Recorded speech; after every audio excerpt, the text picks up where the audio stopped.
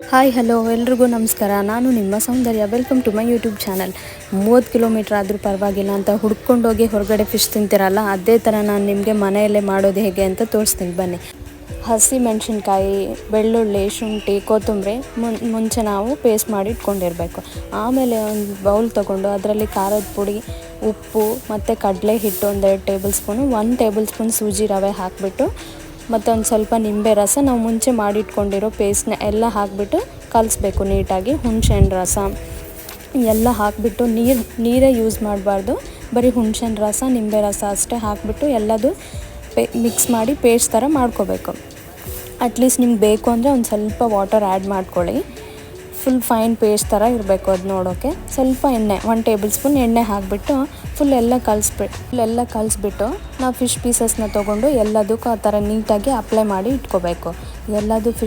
ಎಲ್ಲದು ಪೀಸಸ್ಗೆ ನೀಟಾಗಿ ಫುಲ್ ಎಲ್ಲ ಹಚ್ಚಬೇಕು. ಯಾಕಂದರೆ ಆ್ಯಕ್ಚುಲಿ ನಾವು ಮಾಡಿಟ್ಕೊಂಡಿರೋ ಮಸಾಲಾನ ನೀಟಾಗಿ ಹಚ್ಕೊಂಡ್ರೆ ಅದು ನಾವು ಫ್ರೈ ಮಾಡಿದಾಗ ತುಂಬ ಟೇಸ್ಟ್ ಅನಿಸುತ್ತೆ. ಸೊ ಎಲ್ಲದಕ್ಕೂ ಹಚ್ಬಿಟ್ಟು ಒಂದು 10 to 15 ಮಿನಿಟ್ಸ್ ಫ್ರಿಜ್ಜಲ್ಲಿ ಇಡಬೇಕು.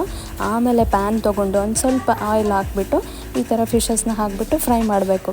ಹೋಟೆಲಲ್ಲಿ ಅವ್ರು ಬೆವರೇ ಸುರಿಸಿ ಫಿಶ್ ಫ್ರೈ ಮಾಡ್ತಾರೋ ಇಲ್ಲ ಆಯಿಲ್ ಹಾಕಿ ಫಿಶ್ ಫ್ರೈ ಮಾಡ್ತಾರೋ ಗೊತ್ತಿಲ್ಲ. ಸೊ ಮನೆಯಲ್ಲಿ ನೀವು ಈ ಥರ ಟ್ರೈ ಮಾಡಿ ನೋಡಿ, ಪಕ್ಕಾ ಹೋಟೆಲ್ ಸ್ಟೈಲೇ ಇರುತ್ತೆ, ತುಂಬ ಚೆನ್ನಾಗಿರುತ್ತೆ. And try this recipe and let me no in the comments. And ಇನ್ನೊಂದು ಮಾತು ಏನಂದರೆ, ನಾವು ಯಾವಾಗಲೂ ಫ್ರೈ ಮಾಡಬೇಕಾದ್ರೂ ಸಿಮ್ಮಲ್ಲಿ ಇಟ್ಕೊಂಡು ಫ್ರೈ ಮಾಡಬೇಕು, ಇಲ್ಲಾಂದರೆ ಫುಲ್ ಬೇಗ ಬ್ಲ್ಯಾಕ್ ಆಗಿಬಿಡುತ್ತೆ. ಇದುವರೆಗೂ ನನ್ನ ವೀಡಿಯೋನ ಲೈಕ್ ಮಾಡಿಲ್ಲ ಅಂದರೆ ಲೈಕ್ ಮಾಡಿ, subscribe to my channel and don't forget to click the notification bell. Thank you.